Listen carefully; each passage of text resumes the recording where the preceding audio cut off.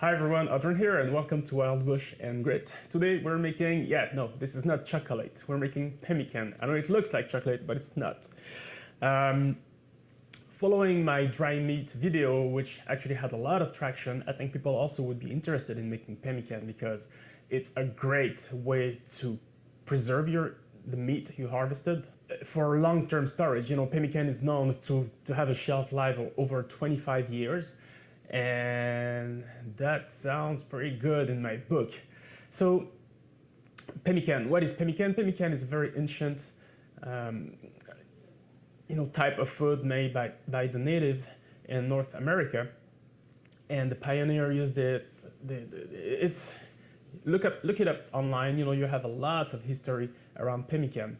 The pemmican we're making today, I have some venison meat, deer, and I'll be using bear fat. You don't need to use bear fat, you don't need to use venison, you can use beef tallow, beef tallow or lard, that also works.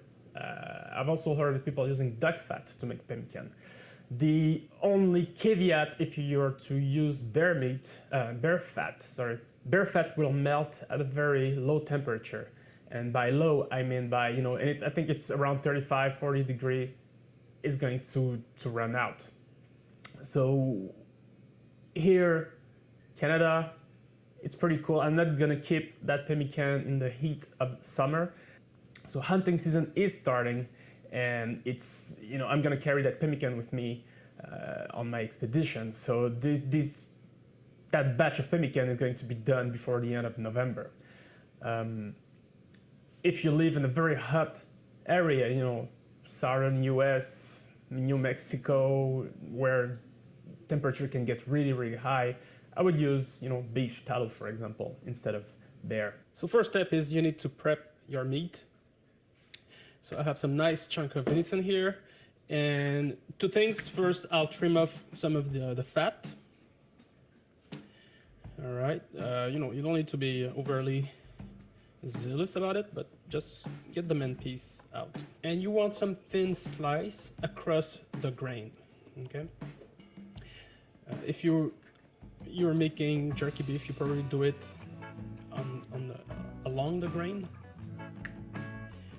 But for the pemmican, you really need the grain to be across the grain because you're gonna send this to a food processor after it has dried, and it's easier for the food processor to shred the meat into pieces when it's cut across the grain. You want that meat to be super brittle. Let me get a better knife.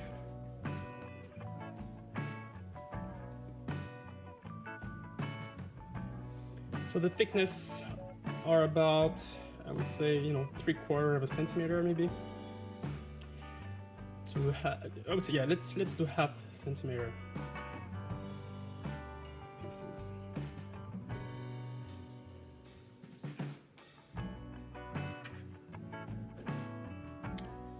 At this time, you want to preheat your oven to 170 Fahrenheit.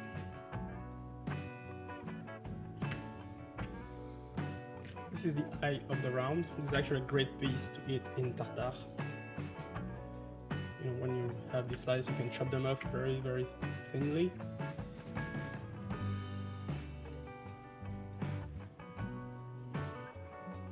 Actually, that's quite an interesting idea for a future video.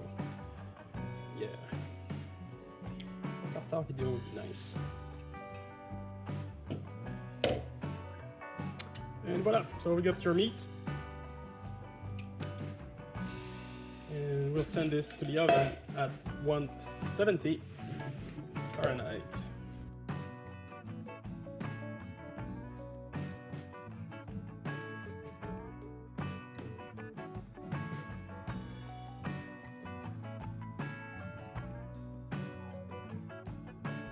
"12 hours later, this is how the meat is going to look. It's going to be super dry, very brittle. You don't want any flexibility in these pieces. You're seeing the importance here of slicing the meat across the grain because it makes a much more brittle product in the end. Next step is to actually shred that meat. You can use a mortar here. You throw your pieces inside and then you chop that. It's gonna take you at least 30 days to finish. Me, I'm going to use a food processor. Let's go. So a little warning here, the smell of the meat is not very pleasant. It's no less edible, okay? It's still pretty good to eat. It's just that the smell, you know, it smells like dry blood. What I'll do for the pemmican here in that mortar, I'll add a little bit of black pepper just to, you know, cover up that smell a little. And I'll crush them coarsely in the mortar.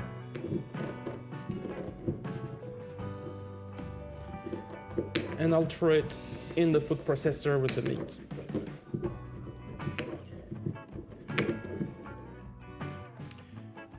So this is the consistency you're looking for, very powdery. You know, each food processor is different, so you'll have various levels of success here. And if you can't get to at least this consistency, then I would suggest you to use a mortar. And you know, the mortar has double benefit. First, it will do a much better job over the food processor, I believe. And it's a good training for your forearm. You know, next time you hit the gym, you can skip arms and go straight to the leg if you're doing some pemmican. All right, next, let's take care of the tallow, the fat, you know, the high energy that is going to be into your pemmican. So for the tallow, the first thing you need to know is how much you're going to use, right? Here I've weighted the dry meat and I have 188 grams, and I will use the same quantity in weight in tallow. So here I have bare tallow that I extracted myself. I have a video on how to make tallow, but essentially what you'll need to do is once you have your fat, you grind it, you send it to boil with water a couple of times, rinse, repeat, rinse, repeat. In my video, I use sodium bicarbonate because I'm going to make candle, and I find sodium bicarbonate kind of reduce the smell when that candle is burning. But for any tallow that I'm going to eat, I just skip the sodium bicarbonate, okay? So this is just raw, pure, bare fat here. So I'm gonna weight the tallow here to 188 grams, and I'm going to melt it on the stovetop. So the bare fat is melting. You may ask yourself, why bare fat? Well, you know what, it's delicious, you know, just as is. It has a wonderful flavor already. I wouldn't use deer tallow for this, for example. I find deer tallow to be very waxy. It's kind of leave a little bit of waxiness on your teeth when it's cold, actually. So that wouldn't be my go-to. Definitely, I don't expect everyone to have bare tallow on hands here. So, you know, pork, beef tallow would work very well. But if you do have bare, use it. You won't regret it. As for deer tallow, yes, I do process it, and I like to make soap with it. I like to use it to protect some tools from rust, for example, and or maybe, you know, treating leather to make it waterproof. And bear tallow, although it makes an incredible soap, I prefer to use it to cook. Yeah. French fries and bear tallow, and all right, so we reached the part where we mixed the fat and the dry meat. And so I have 188 grams of meat, 188 grams of fat that has melted. Je suis en autofocus, donne-moi ici encore. Oui, ok, je suis en autofocus. And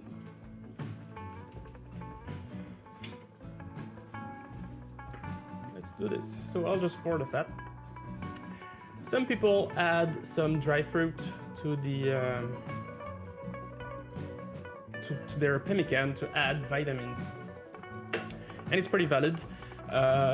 Know that dry fruit still have some moisture in them, and the whole reason of making pemmican this way is to remove all the moisture we can, so it has the longest shelf life possible. So if you know your pemmican is not, you know, you're going to eat it over the course of the summer, or, you know, short-term pemmican, yes, it's, yeah, you can add dry fruit. Otherwise, so just carry some dry fruit with you if you're worried about scurvy, okay? Because pemmican made like this will last like 25, 30 years if well stored. So I'm going to keep mixing all this to make sure that, you know, there's no clumps. Oh, it smells good. Now the pepper is coming. I can smell the pepper in this mix, and it smells really good actually. And the beer fat, of course. Next is I'm gonna pour this into small individual muffin in parchment paper. And I'm just gonna eyeball it.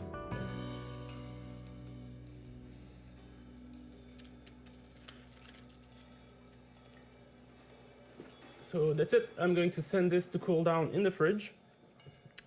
And once it has hardened, I will, you know, cover it properly, and we'll be ready to adventure. All right. All right. I hope you liked this video. I hope everything makes sense. The explanation, or you know, I hope it's well explained. Let me know in the comments if you have any questions. I'll be very, very glad to help. Thumbs up, subscribe, notification bell. You know the drill. And maybe, you know, last note before we part.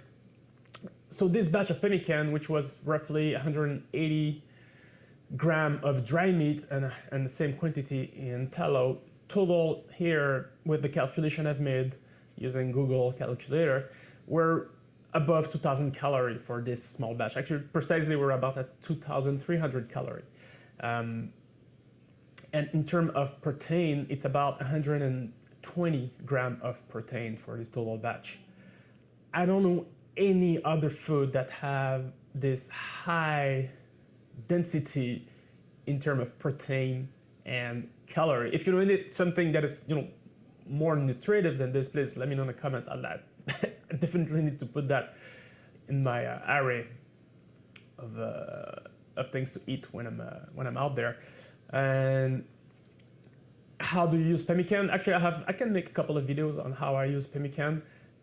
Quickly here, what you can do is when you're making your rice, you can put one of these little nugget here while you're cooking the rice. You can, if you want to increase even the calorie density of that meal, you can add a little bit of coconut milk to your rice. At the end, when it's almost done, you can add an egg. It's fantastic. This is delicious. Or you can make some instant noodle also. You know, instead of using the packet that they have in the ramen packet, for example, don't use this. Dump in your pemmican, add some salt, and that's it. You're done. All right, folks. Thanks a lot for watching. Bye-bye.